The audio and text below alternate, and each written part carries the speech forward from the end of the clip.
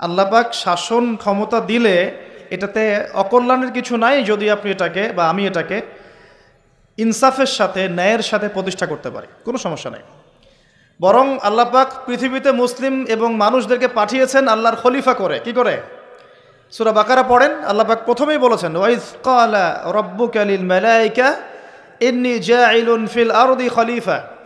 হে নবী, স্মরণ করুন সেই সময়ের কথা যখন আল্লাহ পাক ফেরেশতাদেরকে বললেন যে আমি পৃথিবীতে আমার খলিফা পাঠাতে চাই। কি পাঠাবেন? খলিফা। খলিফা কাকে বলে? এন্ড খলিফা কাকে বলে এর ব্যাখ্যা জানতে হলে আমাদেরকে কোরআনেই যেতে হবে। সূরা সদ। কোন সূরা? সূরা সদ। আল্লাহ পাক আদম আলাইহিস সালামকেও খলিফা বলেছেন, আরও একজন নবীকেও খলিফা বলেছেন। সেই নবীর নাম কি বলতে পারবেন কেউ? দাউদ আলাইহিস সালাম। কি নাম? দাউদ আলাইহিস সালাম। আর দাউদ আলাইহিস সালাম এই জেরুজালেম থেকে বিশ্ব শাসন করেছিলেন, খলিফা ছিলেন। তার ছেলে সুলাইমান আলাইহিস সালাম এই জেরুজালেম থেকেই বিশ্ব শাসন করেছেন, দুজনেই। তো দাউদ আলাইহিস সালামকে আল্লাহ পাক খলিফা বলার পরে আল্লাহ পাক বলছেন সূরা সদের মধ্যে মেবি 26 কি 24 নম্বর আয়াতে আল্লাহ পাক বলছেন, ইয়া দাউদ, হে দাউদ, ইন্না জাআলনাকা খলিফাতান ফিল আরদ, আমি আল্লাহ তোমাকে পৃথিবীতে আমার খলিফা করে পাঠিয়েছি। তোমার কাজ কি? তোমার খলিফার ফাংশন কি? ফাহকুম বাইনান নাসি বিল হক, তোমার দায়িত্ব হচ্ছে মানুষের মাঝে ন্যায়ের মানদণ্ডে বিচার ফয়সালা করবে, এটা খলিফার কাজ। ওয়ালা তাত্তাবিউল হাওয়া, তুমি তোমার প্রবৃত্তির অনুসরণ করবে না। যারা নিজের প্রবৃত্তির অনুসরণ করেছে, ইউদিল্লুকা আন সাবিলিল্লাহ, এটা তোমাকে আল্লাহর রাস্তা থেকে সরিয়ে নিয়ে যাবে। ইন্নাল্লাযীনা ইউদিল্লুনা আন সাবিলিল্লাহ লাহুম আযাবুন শাদীদ, যারা আল্লাহর সরল পথ থেকে বিচ্যুত হয়ে যাবে তাদের জন্য যন্ত্রণাদায়ক শাস্তি আছে। কেন? বিমা নাসু ইয়াউমাল হিসাব, কারণ হিসাবের দিন তারা ভুলে গিয়েছিল। সূরা সদের 24 থেকে 26 পড়ে দেখেন। তো এই আয়াতগুলোতে আমরা খলিফার ফাংশন বুঝতে পারলাম। আল্লাহ পাক যাকে যেখানে দায়িত্ব দিবেন, পরিবারে হোক, সমাজে হোক, প্রশাসনে হোক, রাষ্ট্রে হোক, তার কাজ একটা, আল্লাহর হুকুমে তার কাজ একটা। কি কাজ? ন্যায়ের মানদণ্ডে মানুষের মাঝখানে বিচার ফয়সালা করতে হবে, অন্যায় করা যাবে না। এখানে ঘুষ, সুদ, দুর্নীতি, করাপশনে আশ্রয় নেওয়া যাবে না। আপনারা কি আমার কথা রাগ করছেন? ফাযাক্কির ইন্নামা আনতা মুযাক্কির, আল্লাহ পাক বলেছেন তুমি উপদেশ দাও, তুমি শুধুমাত্র একজন উপদেশ দাতা। কাকে বলছেন? নবী সাল্লাল্লাহু আলাইহি ওয়াসাল্লামকে। লাস্তা আলাইহিম বিমুসাইতির, তুমি কারোর প্রতি দারোগা নও। ইসলাম চাপিয়ে দেওয়ার জন্য আসে না, এসেছে লা ইকরাহা ফিদ্দিন, দিনের উপর কোনো জবরদস্তি নাই, দিনে কোনো জবরদস্তি নাই। ক্বাদ তাবায়্যানা রুশদু মিনাল গায়, সত্য আর মিথ্যা স্পষ্ট হয়ে গেছে, চাপিয়ে দেওয়ার কিচ্ছু নাই। বরং আল্লাহ পাক ধর্ম নিয়ে বাড়াবাড়ি করতেও নিষেধ করেছে, কিন্তু সত্যটাকে উপস্থাপন করতে আল্লাহ পাক শিক্ষা দিয়েছে। তাই একজন খলিফার কাজ কি? ন্যায়ের মানদণ্ডে মানুষের মাঝখানে বিচার ফয়সালা করা, অন্যায় না করা। ওমর রাদিয়াল্লাহু আনহু নিজের ছেলে অন্যায় করার পরেও তাকে নিজ হাতে শাস্তি দিয়েছেন। একটা বলবো, ওই যে ঘটনা জানেন, রাত্রেবেলা জনগণের খোঁজ খবর নিতেন তিনি, রাতের অন্ধকারে তাহাজ্জুদ নামাজ পড়তেন, পড়ার পরে বের হয়ে যেতেন, বের হয়ে মানুষের দুয়ারে দুয়ারে দুয়ারে। এখন এটা কঠিন, তখন কিছুটা সহজ ছিল কারণ মানুষ কম ছিল। তো এখন অন্য পদ্ধতি আছে। যাই হোক, শুনতে পেলেন যে মায়ের সন্তানরা কান্নাকাটি করছে, জিজ্ঞাসা করলেন কেন কান্নাকাটি করছে সন্তান।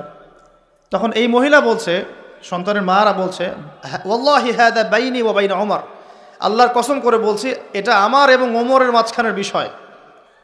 আমি ওমরের নামে আল্লাহর কাছে নালিশ করব। কি নালিশ করবে? যে ওমরের আমলে আমি না খেয়ে আছি, আমার সন্তান না খেয়ে আছে। কথা বুঝতে পারছেন? এই কথা শোনার সাথে সাথে ওমর রাদিয়াল্লাহু আনহুর মানে বুকে আল্লাহ পাকের ভয় চলে আসলো, হৃদয় প্রকম্পিত হলো। প্রকম্পিত হওয়ার পর তিনি নিজে চলে গেলেন মদিনায়, যেটাকে বলি আমরা বাইতুল মাল, মানে রাষ্ট্রীয় সম্পদ যেখানে থাকতো ওটাকে বাইতুল মাল বলা হতো। সেখান থেকে একটা আটার বস্তা নিজের কাঁধে উঠিয়েছেন, উঠিয়ে নিজে পায়ে হেঁটে ওই মহিলার বাসায় যাচ্ছেন।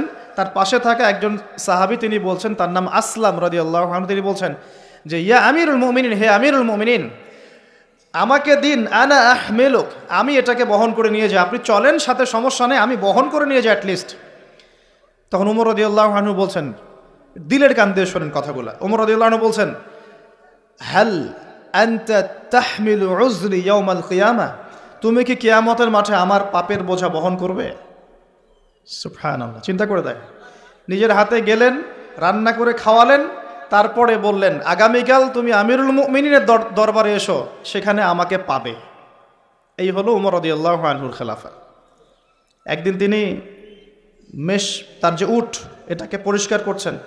আলী রাদিয়াল্লাহু আনহু দেখে বলছেন, আমিরুল মুমিনিন, আপনি পরবর্তী জেনারেশনের জন্য অনেক কঠিন আদর্শ রেখে যাচ্ছেন।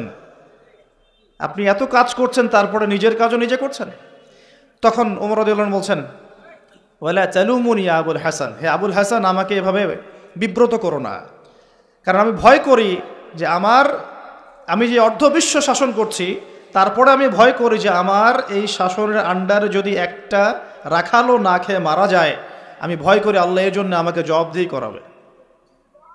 আরেকটা বলে শেষ করে দিই, বেশি কিছু যাব না আমি। আমর ইবনে আস রাদিয়াল্লাহু আনহু, তিনি একজন গভর্নর, কোথাকার?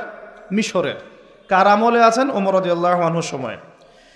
তো তার ছেলের নাম হচ্ছে মুহাম্মদ। তো সেই মুহাম্মদ আমর ইবনে আসের ছেলে রাদিয়াল্লাহু আনহু, বাবার পলিটিক্যাল পাওয়ারে মিশরের মানুষের উপরে কিছুটা জুলুম করা শুরু করেছে। এটা হয় না এমন মাঝে মাঝে? এমন হয় না? হতে পারে। তো এখন ওই মিশরের কিপ্তি এক লোক যার উপর জুলুম করেছে, এই ভদ্রলোক এসে ওমর রাদিয়াল্লাহু আনহুকে নালিশ করছে যে আপনার নিযুক্ত এই গভর্নরের ছেলে আমাকে জুলুম করেছে। এবার ওমর রাদিয়াল্লাহু আনহু চিঠি লিখে পাঠালেন যে বাবা এবং ছেলে দুইজনকে মদিনায় নিয়ে আসো। দুইজনকে মদিনায় নিয়ে আসা হলো। আনার পরে ওই কিপ্তিকে ডাকা হচ্ছে, আইনাল কিপ্তি, কিপ্তি কোথায়? কিপ্তি আসলো, এসে বলছে, এই যে আমি আমিরুল মুমিনিন। নিজের হাতের লাঠিটা এই কিপ্তির হাতে দিয়ে আমিরুল মুমিনিন বলছেন, ইদরিব ইবনুল আকরামিন, এখন সবার সামনে তুমি এই সম্মানিত ছেলেকে পিটাও। চিন্তা করে দেখেন, মসজিদ নববীর মধ্যে অনেক সাহাবী আছেন, তাদের সামনে আমর ইবনে আস রাদিয়াল্লাহু আনহু আছেন, তার ছেলেকে তার সামনে পিটাতে বলা হচ্ছে। কে বলছেন? ওমর রাদিয়াল্লাহু আনহু। সেই কিপ্তি বিব্রত, যাই হোক পিটালেন। অনেকক্ষণ মারার পরে যখন সে থামলো, তখন ওমর রাদিয়াল্লাহু আনহু বলছেন, হ্যাল শাফাইত, তুমি কি সন্তুষ্ট হয়েছ? বলছে, শাফাইত ওয়া আশতাফাইত, আমি সন্তুষ্ট হয়েছি এবং তৃপ্তি হয়েছে, আমি ন্যায় বিচার পেয়েছি। আচ্ছা এবার কি? আলান, এখন ইদরিব আলান আদ-দরবু আলা রাসি আমর, এখন আমর ইবনে আসের মাথার উপরে এই লাঠি দিয়ে মারো। ওয়াল্লাহি মা দরাবাকা ইল্লা বিফদলি সুলতানিহি, আল্লাহর কসম করে বলছি, আমর ইবনে আসের ছেলে তার বাবার পলিটিক্যাল পাওয়ারেই তোমার গায়ে হাত তুলেছে। আমি কি শাসন বোঝাতে পারছি? এরকম শাসকতা আল্লাহ পাক নিষেধ করেন নাই, বরং এই শ্রেণীর শাসক হতে পারলে আরশের ছায়া আল্লাহ পাক ছায়া দিবেন ইনশাআল্লাহ। আল্লাহ পাক বলেছেন তার হাবিবের মাধ্যমে, 7 শ্রেণীর মানুষকে আল্লাহ রাব্বুল আলামিন কিয়ামতের মাঠে আরশে আজিমের ছায়া ছায়া দিবে। কয় শ্রেণী? তার মধ্যে প্রথম হচ্ছে ইমামুন আদিল, ন্যায়পরায়ণ শাসক। এই জন্য আমি খুব দোয়া করি মন থেকে, আল্লাহ পাক আমাদের যাকে যেখানে দায়িত্ব দিয়েছেন সবাইকে তার জায়গায় ন্যায়পরায়ণ হওয়ার তৌফিক দান করুন। আমরা সবাই দোয়া করব। সমালোচনা করা সহজ, একটা মানুষ যখন কাজ করবে, কাজের সময়ে ভুল ত্রুটি ধরা সহজ, কিন্তু সেই কাজ নিজে করা এত সহজ নয়। আমরা যারা দিনের পথেও চলি, দেখবেন সমালোচকের অভাব আছে?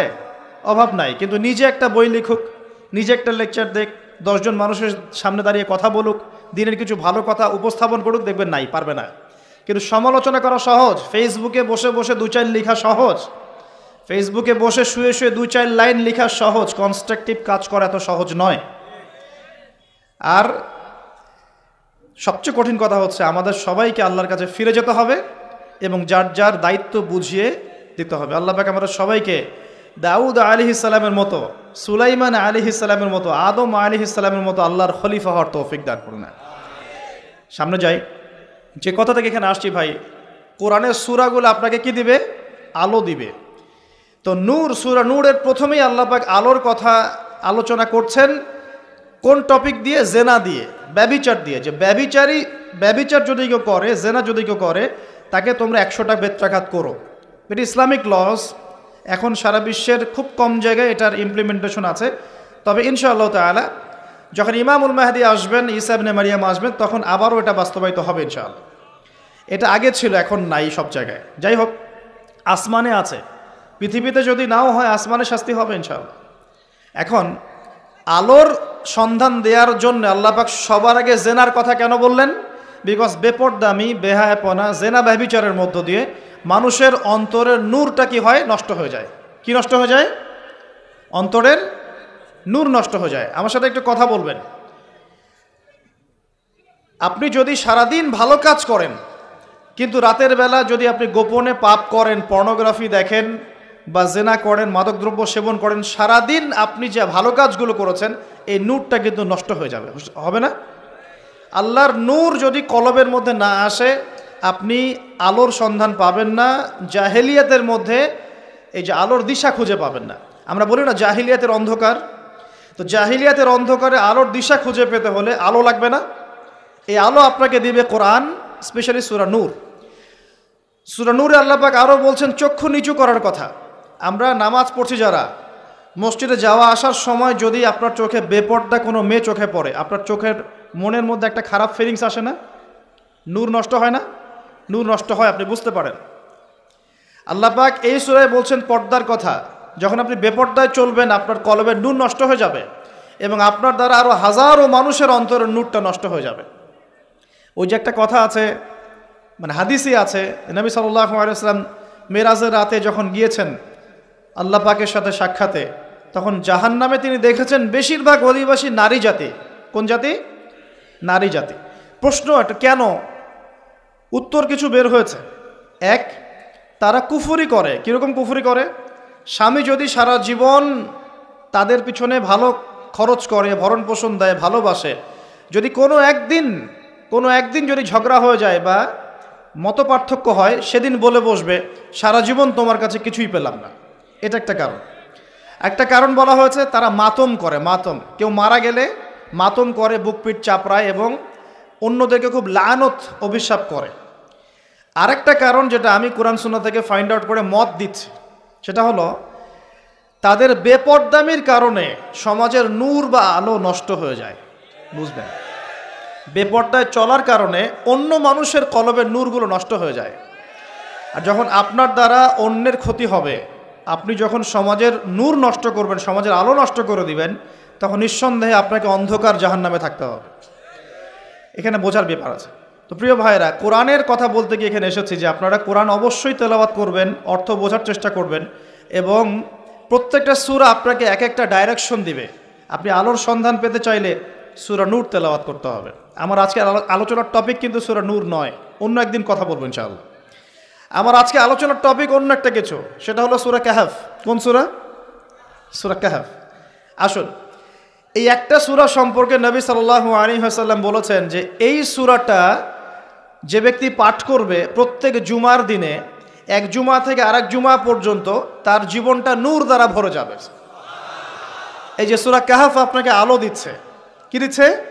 আলো দিচ্ছে। দেখুন, নবী সাল্লাল্লাহু আলাইহি ওয়াসাল্লাম বলছেন কিয়ামতের আগে পৃথিবীতে সবচেয়ে ভয়ঙ্কর একটা ফিতনা আসবে, তার নাম মাসিহুদ দাজ্জাল। কি নাম? খুব মনোযোগের সাথে এই অংশ থেকে একটু বোঝার চেষ্টা করবেন। নবীজি বলছেন দাজ্জালের ফিতনা এত মারাত্মক ফিতনা, যেটা সম্পর্কে এমন কোনো নবী নাই যিনি তার কওমকে সতর্ক করেন নাই। কথা বুঝতে পারছেন? এমনকি নূহ আলাইহিস সালাম পর্যন্ত দাজ্জালের ফিতনা সম্পর্কে তার কওমকে সতর্ক করেছিলেন। ঠিক আছে? নূহ আলাইহিস সালামের যুগটা ছিল এখন থেকে প্রায় 5000 বছর আগে বা 10,000 বছর আগে।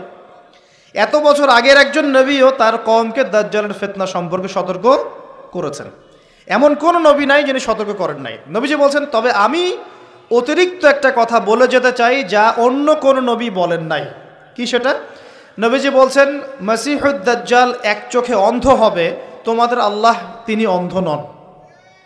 ঠিক আছে? এতটুকু। আচ্ছা, দাজ্জাল কি করবে এদিকে আমি পরে আসছি। নবী সাল্লাল্লাহু আলাইহি ওয়াসাল্লাম বলছেন যে পৃথিবীর শুরু থেকে শেষ পর্যন্ত, মানে আদম থেকে নিয়ে আলাইহিস সালাম কিয়ামত পর্যন্ত দাজ্জালের চেয়ে ভয়ঙ্কর কোনো ফিতনা পৃথিবীতে আসে নাই। এবং 10টা ফিতনা যতক্ষণ পর্যন্ত না আসছে, আলামত না আসছে, কিয়ামত হবে না। কয়টা ফিতনা? 10টা। তার মধ্যে 1 নাম্বার হচ্ছে মাসিহুদ দাজ্জাল, তার আগমন, মানুষের রূপে আত্মপ্রকাশ। 2 নাম্বার হচ্ছে ইয়াজুজ আর মাজুজ, এরা দুটো প্রজাতি, মানব জাতি, তারা জিন নয়। 3 নাম্বার ঈসা ইবনে মারিয়ামের আগমন। ঈসা আলাইহিস সালাম আবারও ইউটার্ন করবেন, ফিরে আসবেন। আল্লাহ পাক তাকে তার কাছে উঠিয়ে নিয়েছেন, তিনি আবারও ফিরে আসবেন সিরিয়ার দামেস্কের সাদা মসজিদের মিনারের উপরে, এবং তার হাতে আল্লাহ রাব্বুল আলামিন দাজ্জালের মরণ লিখে রেখেছেন, তার হাতে তিনি মারা যাবেন। ঈসা আলাইহিস সালামের হাতে দাজ্জাল মারা যাবে। এরপর ঈসা ইবনে মারইয়াম পুরো বিশ্বে 40 বছর এই শাসন কার্য পরিচালনা করবেন ইনশাআল্লাহ। তিনি বিয়ে করবেন, তার মৃত্যু হবে এবং তাকে দাফন করা হবে নবী সাল্লাল্লাহু আলাইহি ওয়াসাল্লামের কবরের পাশে। তার ওই সোনালী যুগের পরে আবারও মানুষ খারাপ হওয়া শুরু করবে, এমন খারাপ হবে যে মানুষ আল্লাহ শব্দটা বলার মতো মানুষ থাকবে না, এবং তাদের সামনে আল্লাহ পাক পশ্চিম দিক থেকে সূর্য উঠাবেন, কিয়ামত হবে। এটা 3 নাম্বার। 4 নাম্বার, দাব্বাতুল আরদ, জমিন থেকে একটা প্রাণী বের হবে এবং এই প্রাণী মানুষের সাথে কথা বলবে। আমরা যারা এখন সায়েন্সকে ইলাহ বানিয়েছি, আমরা এখন বিশ্বাস করতে চাই না এগুলা, কিন্তু এই কথাটাই আমি যেটা বললাম, এই কথাটা হুবাহু যদি নাসা বলে, নাসা, তাহলে আগামীকাল বিশ্ববাসী বিশ্বাস করবে। আমরা শিক্ষাক্ষেত্রে এভাবে শিরক করছি। আল্লাহ এবং তার রাসূলের কথা যখন আসছে, আমরা যুক্তি খুঁজি, প্রমাণ খুঁজি, বিজ্ঞান খুঁজি, দর্শন খুঁজি, কিন্তু দেখবেন অন্যরা যখন আমাদেরকে জ্ঞান দিচ্ছে, আমরা কিন্তু এত কিছু খুঁজতে যাচ্ছি না। তারা আমাদেরকে শেখাচ্ছে যে পরীক্ষা নিরীক্ষা পর্যবেক্ষণ ছাড়া জ্ঞান নেওয়া যাবে না। এই কারণে ফেরেশতা দেখা যায় না, বিশ্বাস করে না, জিন দেখা যায় না, বিশ্বাস করে না, রূহ বা আত্মাও দেখা যায় না, বিশ্বাস করছে না, আল্লাহ দেখা যায় না, বিশ্বাস করে না। তো আনসিন ওয়ার্ল্ডকে তারা বিশ্বাস করতে চায় না। কিন্তু আপনার রিলিজিয়ন ইসলামের বেইজ হচ্ছে গায়েব, অদৃশ্য। দলিল দিচ্ছি আমি, আল্লাহ পাক বলছেন আলিফ লাম মিম যালিকাল কিতাব লা রাইবা ফি, এটা এমন একটা কিতাব যে কিতাবে কোনো সন্দেহ নাই, ঠিক আছে। হুদাল লিল মুত্তাকিন, এই কিতাবটা হচ্ছে মুত্তাকিদের জন্য হেদায়েত। কাদের জন্য? মুত্তাকিদ। মুত্তাকি কারা? আল্লাযীনা ইউমিনুনা বিল গায়বি, যারা গায়েবে বিশ্বাস করে, অদৃশ্যে বিশ্বাস করে, আনসিন ওয়ার্ল্ডে বিশ্বাস করে, তারা মুত্তাকি। এখনকার ফিলোসফি বলছে যে আনসিন ওয়ার্ল্ডে বিশ্বাস করা যাবে না, পরীক্ষা নিরীক্ষা পর্যবেক্ষণ ছাড়া জ্ঞান নেওয়া যাবে না। তাহলে ইমানের 6 পিলার, আল্লাহ, 2 নাম্বার ফেরেশতাগণ, আসমানি কিতাব সমূহ, নবী রাসূলগণ, পরকাল, পরকাল মানে কবর, কবরের আযাব, জান্নাত জাহান্নাম, মিজান পুলসিরাত, তাকদীর, ভাগ্যের ভালো মন্দ, এগুলোকে কি আপনি ল্যাবে প্রমাণ করতে পারবেন? তাহলে কি বিশ্বাস করবেন না? তাহলে যে জ্ঞানতাত্ত্বিক দর্শনে আমরা একটা শিরিক করছি না? শিরিক করছি। কিন্তু তো যেটা বলছিলাম প্রিয় ভাইয়েরা, যে দেখুন, যদি নাসা বলে দাব্বাতুল আরদ বের হবে, মানুষ কিন্তু বিশ্বাস করবে। এখন আমরা বলছি মানুষ বিশ্বাস করছে না, শুধু বেরই হবে না, সে মানুষের সাথে কথাবার্তা বলবে। সুবহানাল্লাহ। তারপরে বলছেন 4টা বলেছি, 5, 6, 7 হচ্ছে 3টা বড় বড় ভূমিকম্প। 3টা বড় বড় ভূমিকম্প না, শুধু ভূমি ধস, মানে ভূমিটা নিচে ধসে যাবে। একটা পৃথিবীর পূর্ব দিকে, দ্বিতীয়টা পৃথিবীর পশ্চিম দিকে, আর তৃতীয়টা হচ্ছে পৃথিবীর মাঝখানে। পূর্ব দিক মানে কিন্তু আমাদের এই কন্টিনেন্ট পুরোটাই, ইন্দোনেশিয়া, মালয়েশিয়া থেকে শুরু করে পুরো শ্রীলঙ্কা, ভারত, পাকিস্তান, এভরিথিং পূর্ব দিক। 24-এর মধ্যে এই সময় অটোমান এম্পায়ার কলাপস করেছে। অটোম্যানদের সময় কিন্তু এসব তেলের খনিগুলো বের হয় না, হয়েছিল? হয় নাই। যখনই বের হয়েছে, তারপর দেখবেন যারা মরুভূমির মানুষ ছিল, এরা উঁচু উঁচু বিল্ডিং নির্মাণ করেছে, মেষপালক। এই ফ্লেভারটা ওয়ার্ল্ডের বিভিন্ন জায়গায় ছড়িয়ে পড়েছে, গ্রামে গঞ্জে, শহরে, বন্দরে, যাদের কোনো টাকা পয়সা নাই বিল্ডিং করছে। আর আমার প্রশ্ন, বলেন কিভাবে সম্ভব? 3 ভাবে সম্ভব। 1, যদি আপনার কাছে আল্লাহর কোনো গুপ্তধন চলে আসে, সম্ভব। 2, যদি আপনি জোর জবস্তি করে অন্যের সম্পদ আত্মসাৎ করেন, তাহলে সম্ভব। 3, সবচেয়ে বিগেস্ট কারণ, মেজর কারণ, সেটা হলো রিবা বা সুদের মধ্য দিয়ে সম্ভব। এটাই হচ্ছে মোস্ট ইম্পর্টেন্ট কারণ। তো দেখেন, জীবনের শেষের দিকে গিয়ে নবী সাল্লাল্লাহু আলাইহি ওয়াসাল্লাম এখানে কিয়ামতের 2টো আলামত বলেছেন, তার মধ্যে বিল্ডিংসগুলো একটা। এখন আপনি যখন ঢাকা এয়ারপোর্ট থেকে ফ্লাই করবেন, আপনি বুঝতে পারবেন কেন আমি বলেছি Dhaka the city of Akhiruzzaman, বুঝতে পারবেন। এখানে বাক্সে বাক্সে জীবন বন্দী হয়ে গেছে, প্রতিবেশীর খোঁজ নেওয়ার মানুষ নাই, পাশের ফ্ল্যাটে কাউকে জবাই করে দিলে কেউ দেখতে যাবে না, প্রতারণা, এভরিহোয়ার প্রতারণা, চিটিংস চলছে। এবং কেউ যদি সৎ থাকতে চায়, তার জন্য এই শহরটাকে খুব ডিফিকাল্ট। তাই দেখা যায় অনেক সময় ধার্মিকরাও অনেক সময়, ধার্মিকদের একটা অংশ, সবার কথা বলছে না, ধার্মিকদের একটা অংশ ধর্মকে পুঁজি করেও এই শহরে চলার রাস্তা বের করে ফেলেছে। করে নাই? করছে। তো প্রিয় ভাইরা, তারপরেও সুসংবাদ কি, এরকম পরিবেশে থেকেও যদি আমরা কোরআন এবং সুন্নাহর উপর টিকে থাকতে পারি, আর টিকে থাকতে হলে মধ্যমপন্থী হলেই হয়, শৈথিলতাবাদী হবেন না, চরমপন্থীও হবেন না, মাঝামাঝি থাকলেই হবে ইনশাআল্লাহ। আপনি 50 জন শহীদ সাহাবীর নেকি পাবেন ইনশাআল্লাহ। প্রিয় ভাইরা, কোরআন পড়ুন। আমি কোরআন একটা সূরাকে কেন্দ্র করে এদিকে এসেছি। এবার আমি এখান থেকে নিয়ে আলোচনা শেষ করব, একটু মনোযোগ দেবেন, খালি খেয়াল করবেন। নবী সাল্লাল্লাহু আলাইহি ওয়াসাল্লাম বলছেন সবচেয়ে বড় ফিতনার নাম কি কিয়ামতের আগে? বলেন, মাসিহুদ দাজ্জাল। এবার আসেন, নবীজি বলছেন সাল্লাল্লাহু আলাইহি ওয়াসাল্লাম এই সবচেয়ে বড় ফিতনা থেকে সে ব্যক্তি বেঁচে থাকবে যে ব্যক্তি সূরা কাহাফের প্রথম 10টা আয়াত মুখস্থ করবে।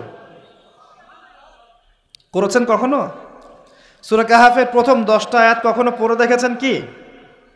সুবহানাল্লাহ। কিভাবে মাসিহুদ দাজ্জালের ফিতনা থেকে বাঁচবেন? আমি বুঝাই, এক কথায় বুঝাই। পৃথিবীতে এখন যত ফিতনা আপনি দেখছেন, ছোট বড় মাঝারি যত ফিতনা দেখছেন, এগুলোকে একসাথে করেন। এই যে হত্যা, রাহাজানি, জেনা, ব্যভিচার, চুরি, ডাকাতি, হাবিজাবি যা যা দেখছেন, সবগুলোকে একত্রিত করলেও দাজ্জালের ফিতনা সমান হবে না। এটা দাজ্জালের ফিতনা। ইমানদার ব্যক্তি ওকে দেখে বিভ্রান্ত হয়ে যাবে। সে নিজেকে খোদা বলে দাবি করবে। সে রূপক অর্থে হাতে জান্নাত জাহান্নাম নিয়ে ঘুরবে। যে তার অনুসরণ করবে তাকে সে প্রোগ্রেস দিবে, মানে জান্নাত। যে তার আনুগত্য করবে না তাকে সে একদম ধ্বংস করে ছাড়বে, জাহান্নাম। সে আকাশকে আদেশ করলে বৃষ্টিপাত হবে, আকাশ নিয়ন্ত্রণ করবে। সে এই পৃথিবীতে 40 দিন থাকবে। কতদিন? 40 দিন। যার প্রথম দিনটা হবে 1 বছরের সমান, দ্বিতীয় দিনটা হবে 1 মাসের সমান, তৃতীয় দিনটা হবে 1 সপ্তাহের সমান, বাকি দিনগুলো হবে আমাদের দিনের মতোই। সাহাবীরা বলছেন আমরা ওই সময় কেমন করে নামাজ পড়বো ইয়া রাসূলুল্লাহ? নবীজি বলছেন সাল্লাল্লাহু আলাইহি ওয়াসাল্লাম হিসেব করে, অনুমান করে নামাজ পড়ে নেবে। এখন আল্লাহ পাক চাইলে কি, আল্লাহ পাক যদি চান, রাত এখন বাজে 11:10, আল্লাহ যদি চান যে পৃথিবী আর ঘুরবে না, আপনি কি দিন আনতে পারবেন? আল্লাহ পাক এই রাতটাকে যদি 1 বছর লম্বা করতে চান, পারবেন না? নাকি পারবেন না? তো এখনকার অল্প বিদ্যা অর্জনকারী মানুষরা বলছেন না, পারবে না। কারণ পৃথিবী এবং সৌরজগৎ ঘুরছে, এই ঘূর্ণন কখনো থামবে না, ক্রমশ সম্প্রসারণশীল, এই সিলসিলা চলতেই থাকবে। আসলে কি তাই? এটা তাদের পক্ষে বলা সম্ভব যারা বলে যে আল্লাহ বলতে কেউ নাই, বিগ ব্যাং থেকে পৃথিবী সৃষ্টি হয়েছে। আসলে কি তাই হয়েছে? যদি তাই হয়েও থাকে, সূরা আম্বিয়া থেকে আমি দলিল দিচ্ছি। সূরা আম্বিয়ার মধ্যে আল্লাহ পাক বলেছেন আওয়ালাম ইয়ারাল্লাযীনা কাফারু আন্নাস সামাওয়াতি ওয়াল আরদা কানাতা রাতকান ফাফাতাকনাহুমা। আল্লাহ বলছেন কাফেররা কি লক্ষ্য করে দেখে না আসমান সমূহ এবং পৃথিবী একটা বিন্দুর মধ্যে ছিল, অতঃপর আমি সেটাকে পৃথক করে দিয়েছি। এই যে বিগ ব্যাং এর দলিল দেয়া যাবে কোরআন থেকে। যদি আপনি বলেন যে বিগ ব্যাং থেকেই সব সৃষ্টি হয়েছে, আমরা বলবো যে হতে পারে, তবে বিগ ব্যাং এর সৃষ্টিকর্তা হচ্ছেন আল্লাহ রাব্বুল আলামিন। আল্লাহ পাকের আদেশে এটা হয়েছে, আল্লাহকে বাদ দিয়ে নয়। একটা কথা মাঝখানে বলে দেই, এই বিশ্বে এখন 3টা দর্শন চলছে। কয়টা দর্শন? 3টা।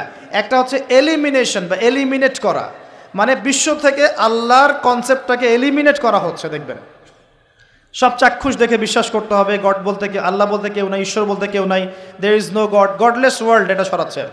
আমি গড বলেছি ওদের ভাষায় বোঝার জন্যে, আল্লাহর প্রতিশব্দ কখনো গড হয় না, ঠিক আছে? একটা এলিমিনেশন। একটা হচ্ছে 2 নম্বর হচ্ছে মেটেরিয়ালিজম, মানে বস্তুবাদিতা। মানুষকে খালি বস্তুবাদিতার দিকে ঠেলে দেওয়া হয়েছে এই যুগে, এই যুগটাতে। আর 3 নম্বর হচ্ছে যে ধর্মকে, রিলিজিয়নকে চ্যালেঞ্জ করা। ধর্মকে চ্যালেঞ্জ করে করে মানুষ বিভিন্ন যুক্তিতর্ক উপস্থাপন করছে। ধর্মের এইটা কেন, পর্দা কেন, ওই কেন, সেই কেন, চোরের কেন হাত কাটতে হবে, ইত্যাদি ইত্যাদি আপনাকে চ্যালেঞ্জ করছে ধর্ম দিয়ে। এই 3টা দর্শন দিয়ে, এই 3টা দর্শনের সাথে দাজ্জালের সম্পর্ক আছে।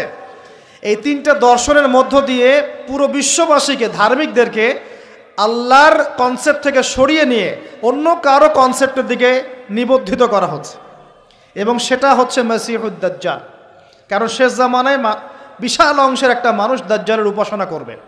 আমি বলছিলাম সূরা কাহাফের প্রথম 10টা আয়াত যদি আপনি মুখস্থ রাখেন, আল্লাহ পাক আপনাকে দাজ্জালের ফিতনা থেকে বাঁচাবে ইনশাআল্লাহ।